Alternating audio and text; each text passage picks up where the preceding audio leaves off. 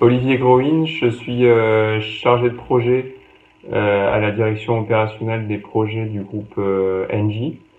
Donc ma direction fait partie du Global Industrial Hub qui a pour vocation d'accélérer la mise en œuvre de la stratégie de Engie, d'être le leader dans la transition zéro carbone par l'industrialisation et la mise sur le marché de nouvelles solutions énergétiques pour nos clients.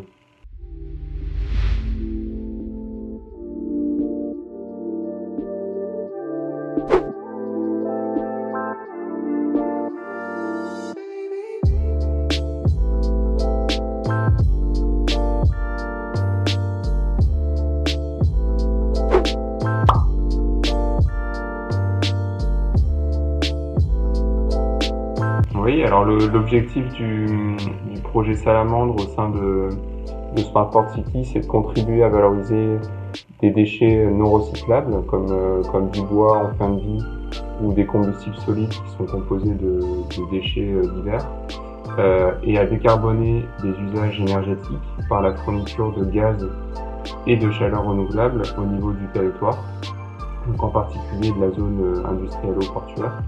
Donc à l'horizon 2025, ce projet pourrait couvrir les besoins énergétiques de l'équivalent de 12 500 foyers et d'éviter le rejet d'environ 40 000 tonnes de CO2 fossiles par an, soit l'équivalent d'émissions annuelles de 20 000 voitures neuves.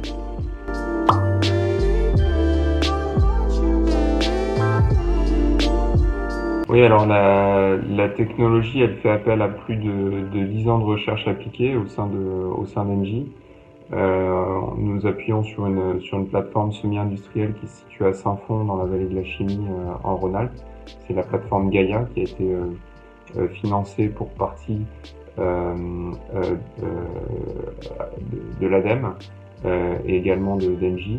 Donc l'objectif, c'est de développer un concept industriel complet qui vise donc à transformer ces combustibles solides en méthane ou en hydrogène par l'intermédiaire de deux étapes de procédés thermochimiques. Donc on a une première étape qu'on appelle une étape de pyrogasification qui constitue à transformer la matière solide en un gaz de synthèse, et une seconde étape dite de méthanation qui consiste à combiner les molécules entre elles, donc principalement le monoxyde de carbone, le dioxyde de carbone avec l'hydrogène pour former du méthane ou maximiser la production d'hydrogène.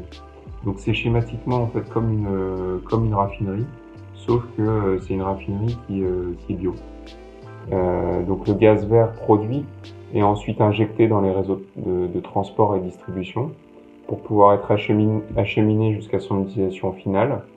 Et ça peut être pour satisfaire in fine plusieurs types de besoins, puisque le gaz est un vecteur énergétique.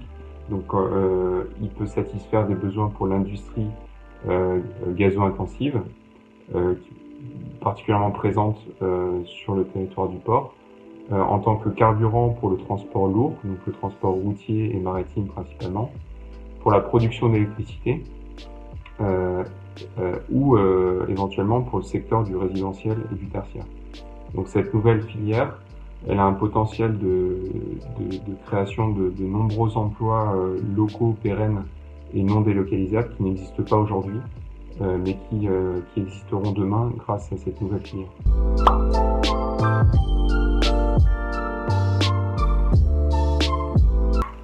Alors d'abord, c'est une première du genre en France. Donc cette centrale, elle contribuera à matérialiser la transition énergétique de la zone industrielle portuaire en devenant une référence dans le domaine des énergies renouvelables et de la valorisation des déchets. Donc c'est aussi une forme de vitrine pour le territoire havrais. Et deuxièmement, pour subvenir aux besoins énergétiques et du traitement des déchets du territoire, ce projet de production de gaz et de chaleur vert permettra aussi d'amorcer l'émergence d'une nouvelle filière d'excellence française.